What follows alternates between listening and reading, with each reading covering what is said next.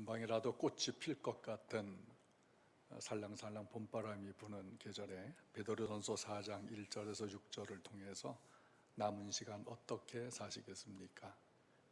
이 말씀을 들으면서 믿음의 성숙함과 삶에 대한 우리의 지향점을 다시 한번 생각해보고 주님을 따르는 우리 모두가 되기를 예수님의 이름으로 바랍니다. 하나님께서 모든 사람에게 공평으로 주신 것이 시간입니다. 그러니까 시간은 누구라도 불평할 수 없게끔 하나님께서 평등하게 주셨습니다. 근데 그 시간을 어떻게 사용할 것인가에 대해서는 각자의 선택에 달려 있는 것입니다. 그러니까 우리는 적어도 4가지 생각을 하면서 살아야 합니다. 첫째는 남은 시간을 어떻게 살 것인가, 그 계획을 세우는 것이죠. 그리고 살아있는 지금 예수께서 오신다면 나는 기쁨으로 예수님을 맞이할 수 있을 것인가. 세 번째는 사람은 한 번은 꼭 죽는 것인데 죽을 때 나는 어떻게 죽을 것인가. 네 번째는 죽음 이후에 나는 어디에 있을 것인가. 이 4가지 생각을 하면서 시간 속에서 살아야 합니다. 근데 죽음이 오기 전까지 우리에게는 남은 시간이 있지요. 근데 아무도 그 시간이 얼마나 남아 있는지는 알 수가 없습니다. 예수님께서 세상에 계실 때 어떻게 사셨을까요?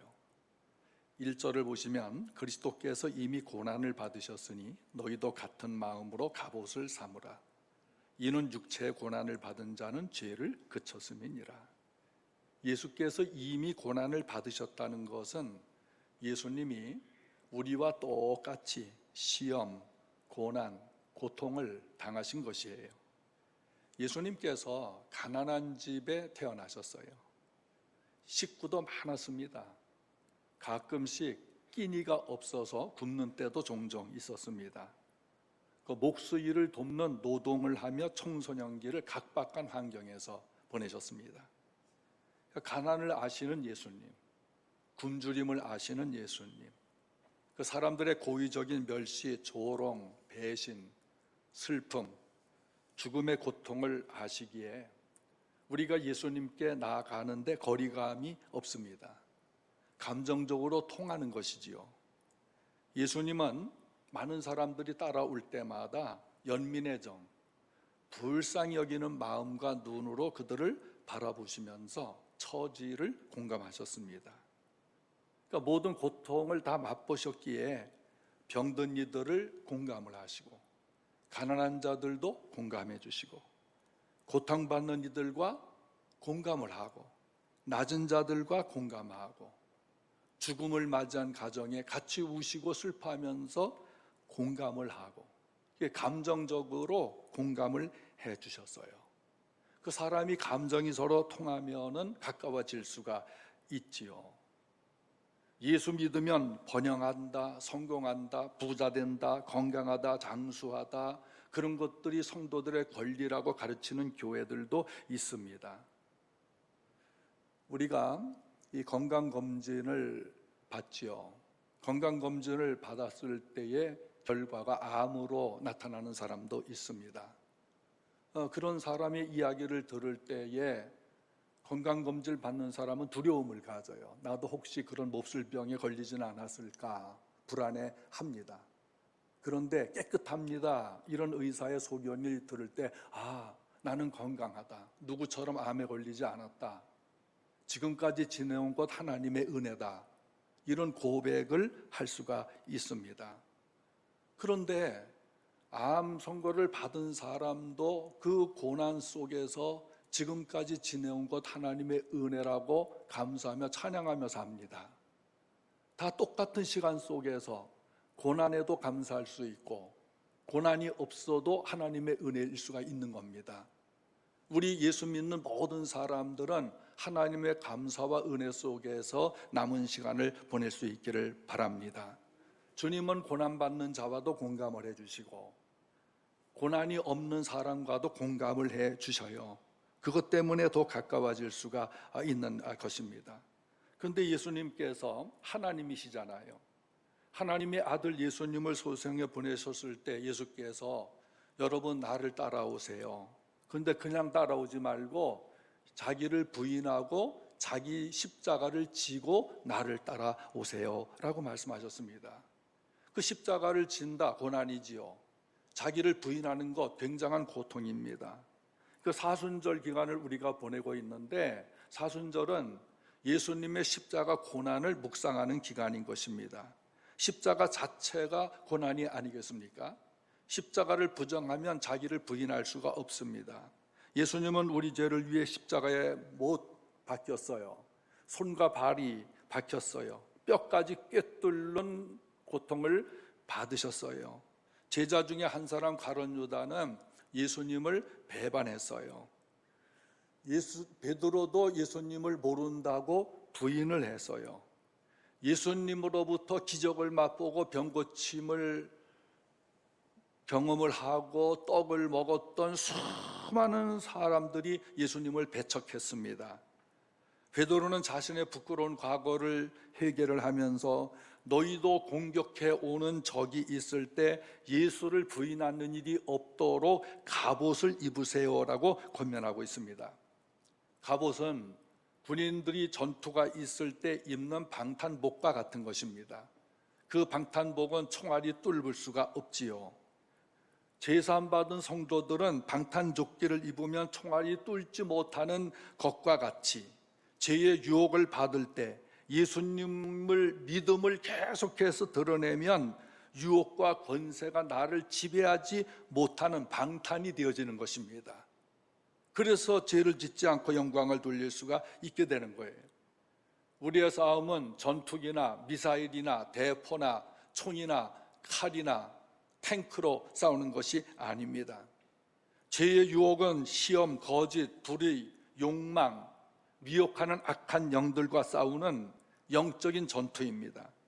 하나님을 믿음, 구원의 확신, 성령을 통한 하나님의 검과 같은 말씀, 기도하기를 힘쓰는 하나님의 전신갑주를 입을 때 마귀의 유혹을 이길 수 있는 것입니다. 죄라고 하는 것은 사람들을 통째로 지배를 하는 권세를 가지고 있어요. 그래서 이 죄도 권세입니다. 예수님 권세, 내 권세 하면은 죄를 이길 수가 있는 것입니다. 그러니까 예수님을 갑옷으로 삼고 무장을 할 때 그 죄를 그치게 할 수가 있는 것입니다.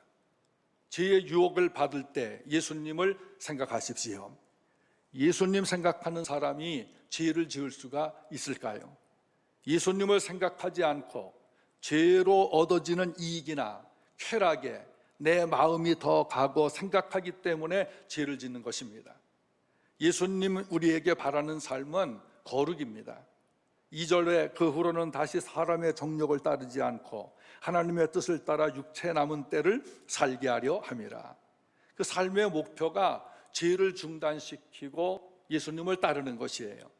하나님의 뜻을 온전히 따르고 죄를 짓지 않는 삶, 우리는 죽기까지 이 목표에 도달할 수가 없습니다.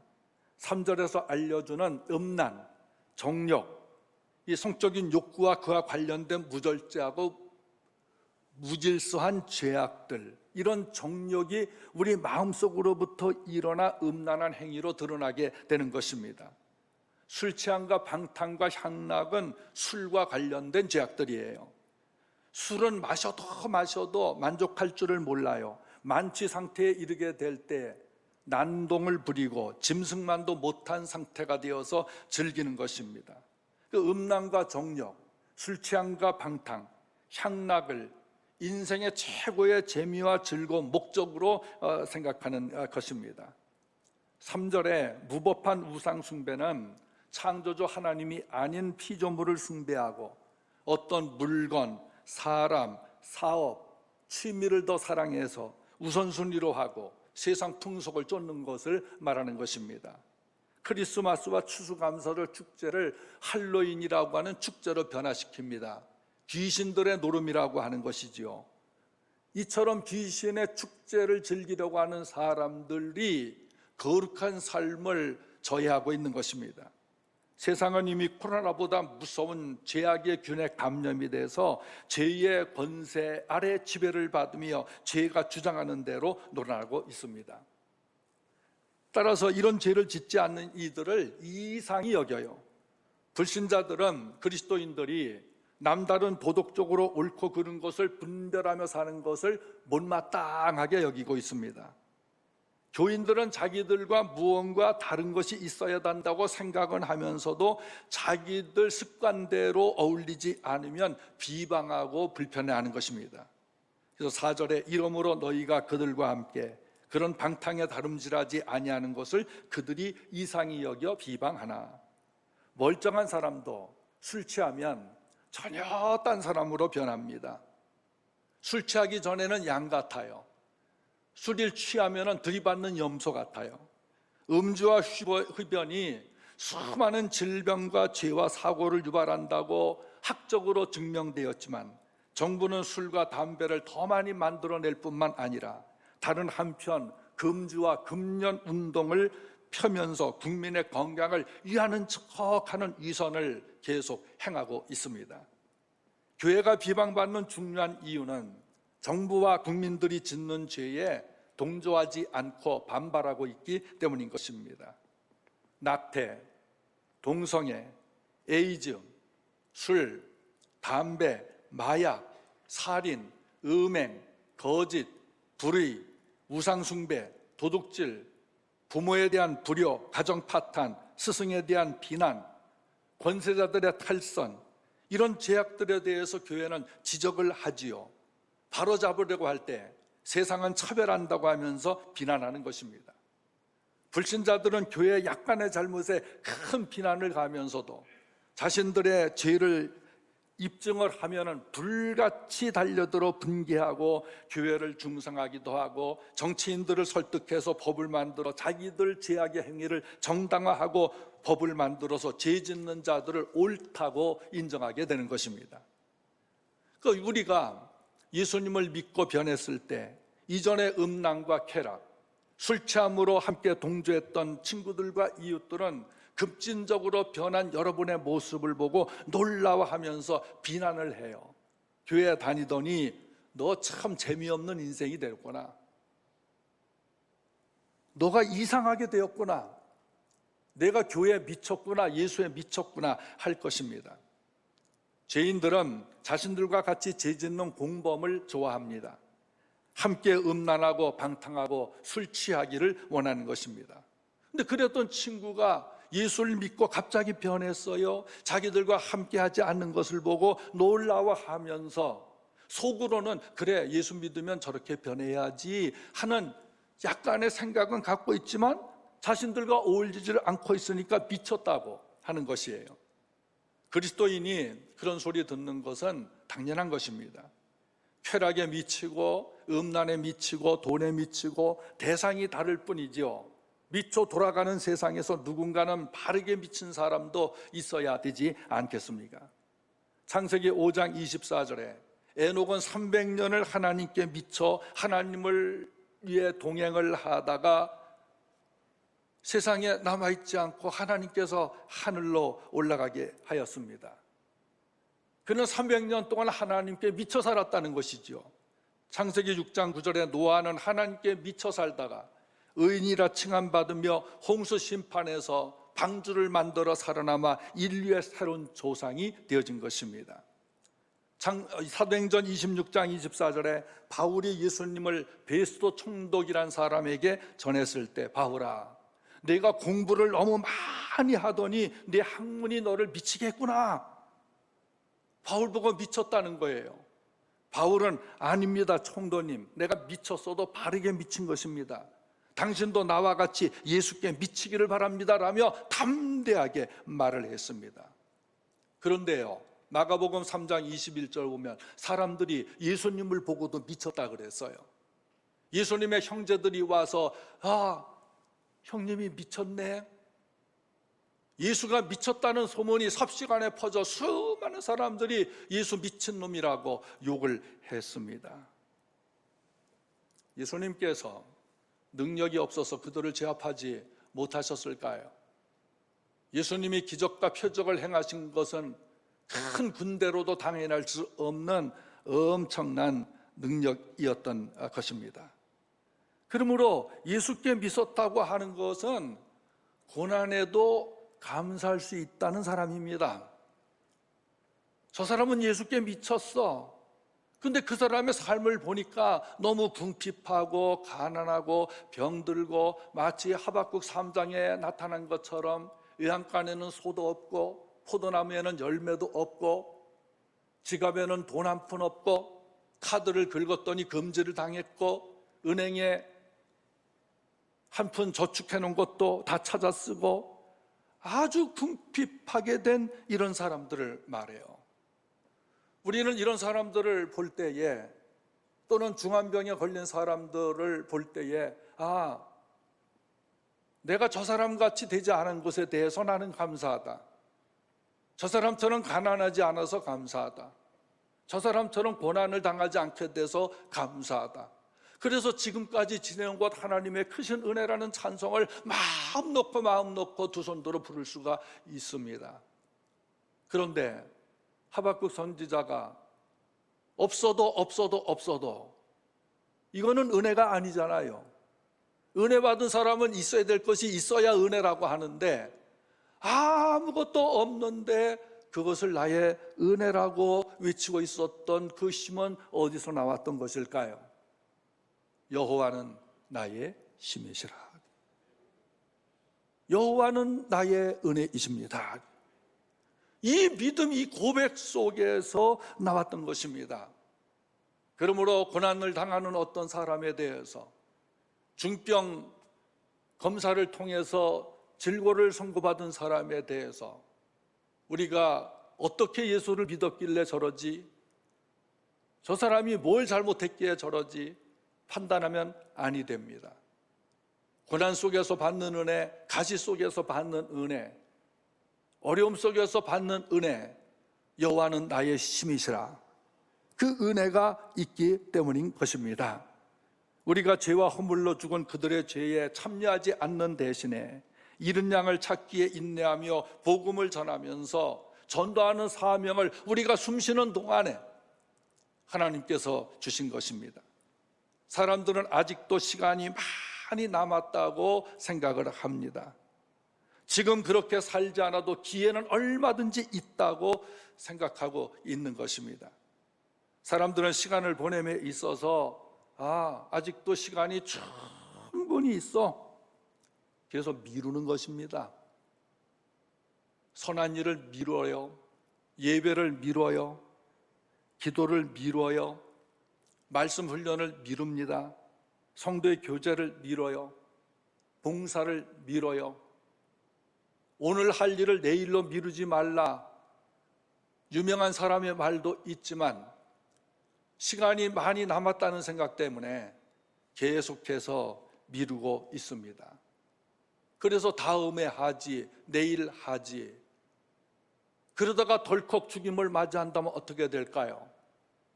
갑자기 주님께서 오신다면 어떻게 될까요? 그 일을 할 수 있는 힘을 주셨고 건강을 주셨고 물질을 주셨고 은혜를 주셨고 환경을 주셨을 때 계속 미루고 있다가 갑자기 움직일 수 없는 병에 걸렸을 때, 사고를 당했을 때, 죽음을 맞이한다면 어떻게 될까요? 남아있는 시간 결코 충분하지 않습니다.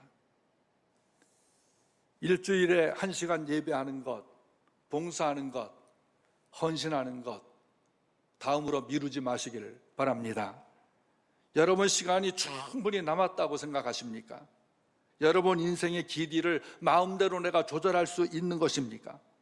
무엇을 하다가 하나님 앞에 설 것인가? 에베소서 5장 15절 지혜 없는 자 같이 말고 오직 지혜 있는 자 같이 하여 세월을 아끼라. 본문 5절에도 그들이 산자와 죽은 자를 심판하기로 예비하신 이에게 사실대로 고하리라. 이 설교를 들으시면서 하나님의 심판이 있는지 없는지 그때 가봐야 알지. 예수를 수십 년간 믿는 어떤 분도 그런 말을 하더라고요. 천국이 있는지 지옥이 있는지 가봐야 알지. 그러면서 교회는 열심히 다 안 해요. 구원에 확신이 없는 것입니다.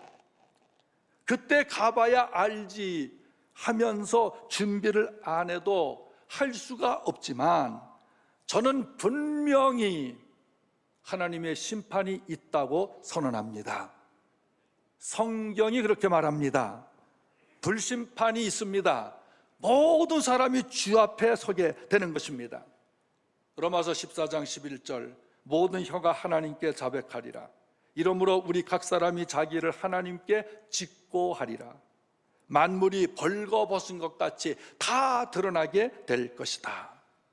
고린도후서 5장 10절, 이는 우리가 다 반드시 그리스도의 심판대 앞에 나타나게 되어 각각 선악간에 그 몸으로 행한 것을 따라 받으려 함이라. 마음 내키는 대로 사는 것은 여러분의 자유입니다.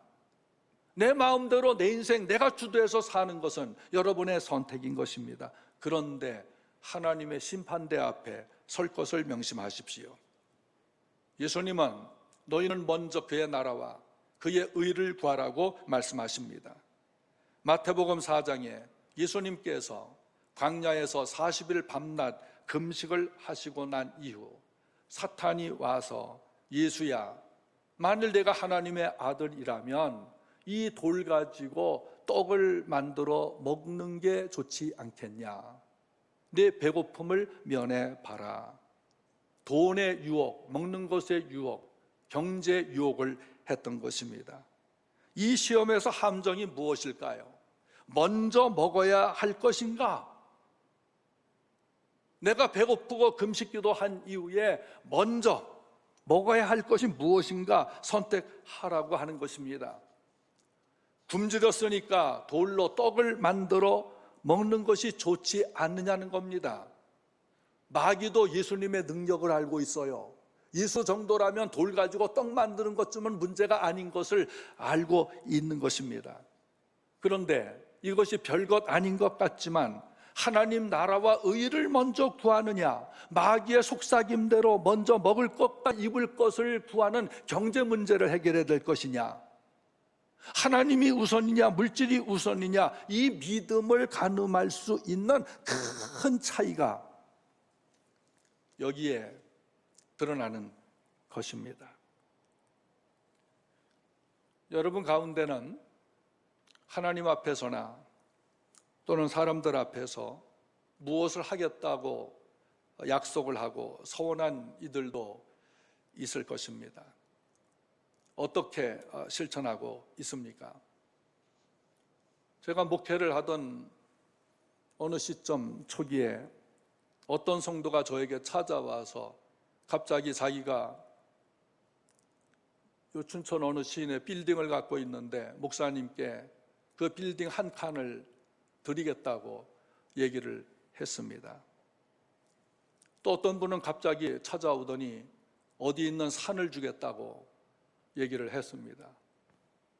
또 어떤 성도는 저를 찾아와서 땅이 여러 곳에 있는데 그 중에 한 곳을 팔아서 헌금할 테니 기도 좀 해달라고 했습니다. 모두 고마운 말이지요. 저는 그런 분들을 만날 적마다 이렇게 얘기를 했습니다. 정말 그럴 결심이면 기도를 더 해보시고 가족 동의서와 등기 문서를 가지고 하나님 앞에 완전히 바치고 나서 그런 말씀을 하세요. 저의 개인적으로 나한테 준다고 하지 말고 교회에 공적으로 바치세요. 그리고 돌려보냈습니다. 지금까지 아무도 그 약속을 실천한 분은 없습니다. 그렇다고 제가 그런 분들 탓하지 않습니다. 근데 그 중에 어떤 분들은 돌아가셨어요. 어떤 이는 아직 살아 있습니다. 드린다고 하더니 계속 미룹니다. 그 미룬다는 것은 사탄의 속임수에 넘어가 아깝다는 생각이 갑자기 지배하게 된 것입니다. 그럼 그런 이들일수록 신앙생활이 탑탄치 않게 됩니다. 은혜 받을 때는 감정적으로 치솟아 올라서 드린다고 약속을 했지요. 마치 아나니아 삽비라 부부처럼 되어진 것입니다. 여러분 하나님 앞에서 또는 성도들 앞에서 무엇을 하겠다고 약속한 소원이 있을 것입니다. 힘들지만 잘 지키시기를 바랍니다. 어떻게 살고 있습니까? 미래는 다가오지만 미래의 시간은 우리의 시간이 아닌 것입니다. 오늘의 실패는 내일의 소망이라고 하는 말도 있지만 내일의 시간이 나에게 그대로 오늘처럼 다가오리라고 하는 보장을 누가 할 수가 있겠습니까? 불과 2주일 전에 후평동에서 끔찍한 사고가 있었습니다. 아버지의 차를 몰래 훔쳐가지고 타왔는지 허락을 받고 탔는지는 알 수가 없지만 운전을 한 학생, 대학에 갓 입학한 학생 2명, 군대에서 휴가 나온 선배 1명, 모두 5명의 청년이 새벽 4시경에 차를 운전하는데 비틀비틀 차가 운전되어지는 것을 보고 경찰이 다가갔습니다. 아마 검사를 하기 위해서 술 취했는가 보려고 따라갔겠죠. 경찰을 본 이 젊은이들이 쏜살같이 100km 이상 넘게 도심지를 달렸다가 가로수를 들이받고 남의 가게로 치받게 되었습니다. 2명이 죽고 3명이 중상을 입고 지금 병원에 있습니다. 엄청난 큰 사고가 불과 여기서 1km도 떨어지지 않은 곳에서 발생되어진 것입니다. 그 청년들 10대 말 20대 초반입니다. 군대 휴가 온 아이는 20살이라고 했습니다. 그 청년들 나이로 보아서 최소한 70년, 80년, 90년 더 살면 100년을 살 수 있는 그런 남은 기간이 있다고 그들은 생각했을 것입니다. 고등학교 3학년까지 마치고 졸업을 해서 대학에 갓 입학한 2명의 학생, 그 중에 한 아이가 죽었는데 그들은 부푼 꿈에 있었을 거예요. 코로나 시대 온라인으로 수업을 받을 망정 이제 나는 대학생이 되었다. 마음대로 술 마실 수 있고 마음대로 춤출 수 있고 내 마음대로 할 수 있는 자유를 얻고 나는 성년이 되었다. 이런 마음을 가지고 선후배끼리 만나서 새벽까지 술 마시고 자동차를 운전했을지 모릅니다. 그런데 한순간의 수고로 운명을 달리한 것입니다. 우리에게 남은 인생의 시간, 그것을 내일이라고 하고 미래라고 하는데 그것을 하나님께서 주관하시는 시간이지 내 마음대로 조절할 수 있는 시간이 결코 아닌 것입니다. 여러분, 남은 시간 어떻게 살겠습니까? 큰 종합병원에 가면 무균실에 입원하는 환자들이 있습니다. 저도 아주 친한 후배 부인이 혈액암에 걸려서 무균실에 오랫동안 입원해 있었던 적이 있었습니다. 제가 면회를 가려고 해도 면회를 못합니다. 그래서 전화로 문자로만 주고받았습니다. 왜 그럴까요? 무균실에 들어가기 위해서는 나한테 균이 없어야 됩니다. 좋은 균만 있어야 되는데 그렇지 못하잖아요.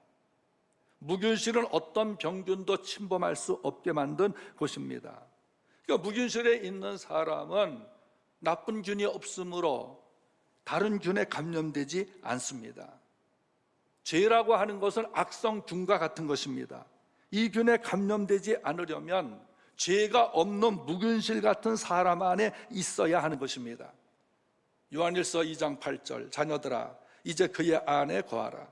이는 주께서 나타나신 바 되면 그가 강림하실 때에 우리로 담대함을 얻어 그 앞에서 부끄럽지 않게 하려 함이라. 여러분, 예수님은 무균실과 같은 분이십니다. 깨끗하십니다. 예수님은 죄가 없습니다. 예수님 안에 있을 때 죄의 유혹과 권세를 이기는 것입니다.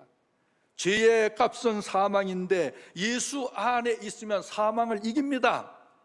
예수 안에 있을 때 부활하는 것입니다. 예수 안에 있을 때 선한 영생을 할 수가 있는 것입니다. 그러므로 예수 안에 있는 것이 복음이고 예수 안에 있는 것이 세월을 아끼는 것이고 예수 안에 사는 것이 복 있는 사람인 것입니다. 7절 보면 이를 위하여라는 말이 있어요. 산자와 죽은 자들이 반드시 심판받는 사실이 있다는 사실, 이것을 알고 이를 위하여 죽은 자들에게도 복음이 전파되었으니 이는 육체로는 사람으로 심판을 받으나 영으로는 하나님을 따라 살게 하려 하심이라. 이를 위하여, 죽은 자와 산 자를 반드시 심판받게 된다는 이 사실, 이를 위하여 라는 말이에요. 우리가 사도신경으로 신앙 고백을 합니다. 그 사도신경에는 예수님께서 재림하여 오시는 목적 중에 하나가 무엇인가를 고백하게 되어져 있습니다. 주님이 오셔서 산자와 죽은 자를 심판하러 오시리라. 하나님의 심판은 대면으로 할 것이냐 온라인으로 할 것이냐, 이게 우리가 선택할 수 있는 문제가 아닌 것입니다. 모두 하나님 앞에서 대면으로 하게 됩니다.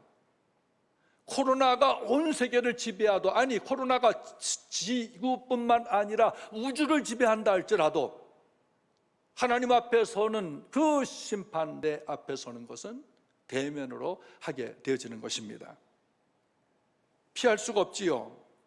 근데 죽은 자들에게도 복음이 전파되었다는 것은 베드로가 이 편지를 쓸 당시 예수님 믿음으로 살다가 죽은 성도들을 말해요. 그들은 끝까지 믿음을 지켰습니다. 그들은 믿음을 지키며 하나님을 예배하고 이웃을 섬기며 사랑하다가 순교를 했습니다. 그래서 육체를 가진 사람들에게 핍박을 받았지요. 육신은 고난을 받았어요. 그 고난의 마지막 보루가 무엇이었냐? 순교하는 것이었습니다. 그런데 영은 하나님 앞으로 갔습니다.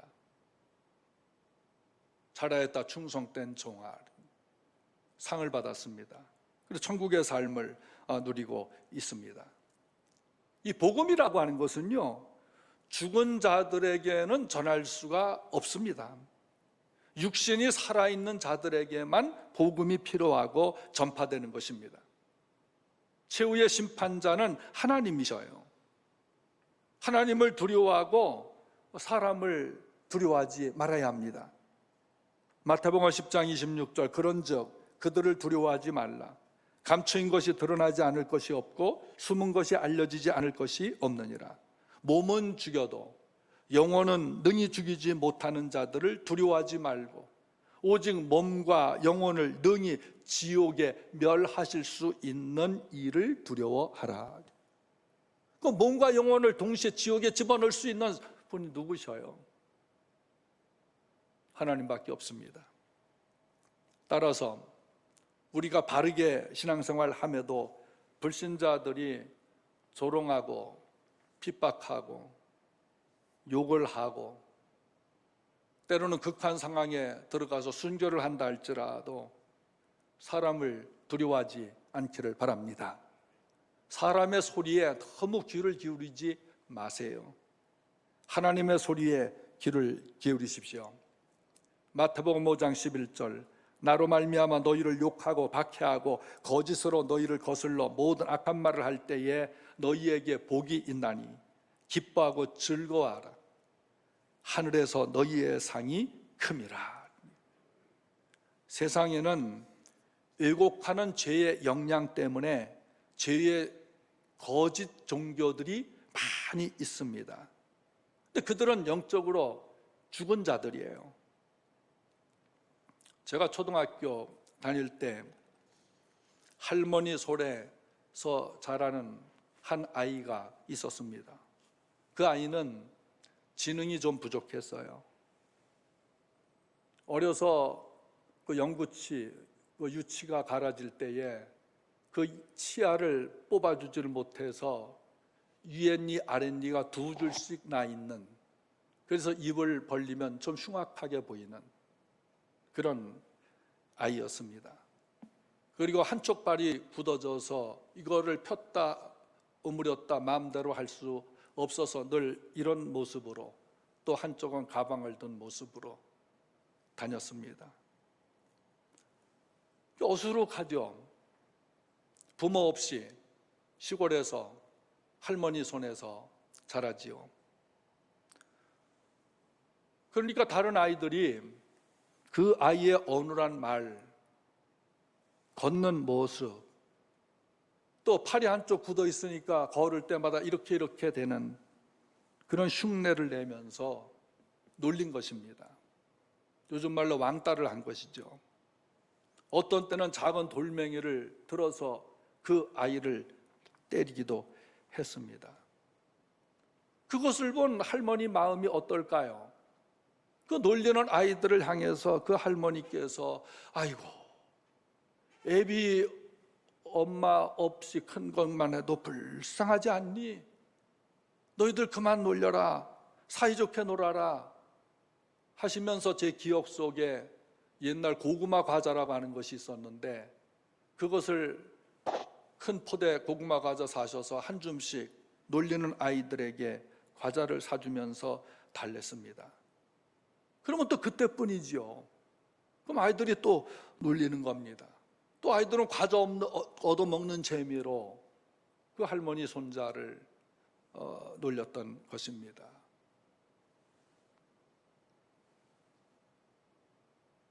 놀림받던 그 아이는 일찍 하늘나라로 갔습니다. 건강한 아이들은 지체장애나 정신장애 아들을 이해하지 못하기 때문에 놀리는 것입니다. 우리가 예수님을 믿기 전에 세상 사람들과 같은 모습으로 살아보지 않았습니까? 예수님을 믿기 전에 불신자들과 똑같은 모습으로 살아봤습니다. 술, 담배도 해봤고 우상 숭배도 해봤고 다른 짓거리도 해볼 수 있습니다. 그렇기 때문에 예수 믿는 사람들은 과거의 자기의 모습을 보면서 죄의 습성 잘 알고 있습니다.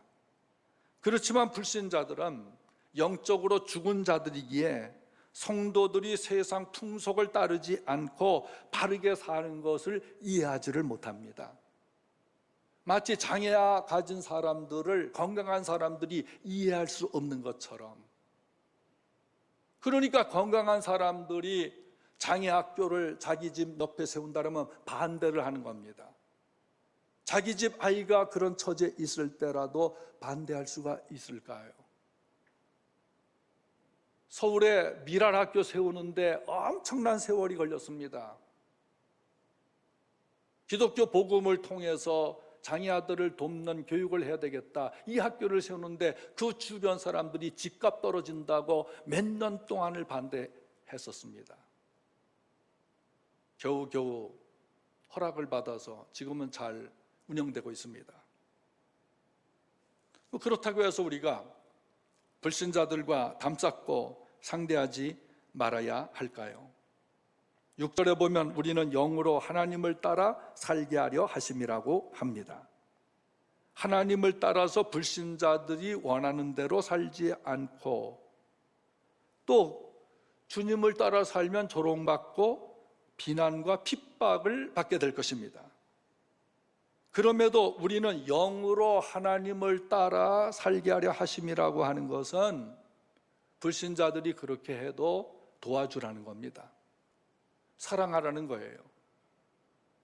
우리가 베드로 전서 초반에 이런 말씀이 있어요. 너희를 저주하는 자를 위하여 복을 빌어라. 원수를 위해서 축복 기도를 하라.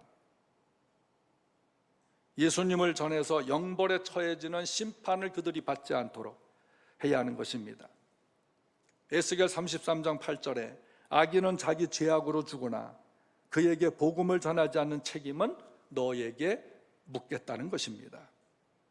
하나님께서는 악인이 죽는 것을 기뻐하지 아니하셔요. 악인들이 그 길에서 떠나 돌이켜 하나님 앞에 와서 거룩하게 사는 것을 기뻐하시는 것입니다.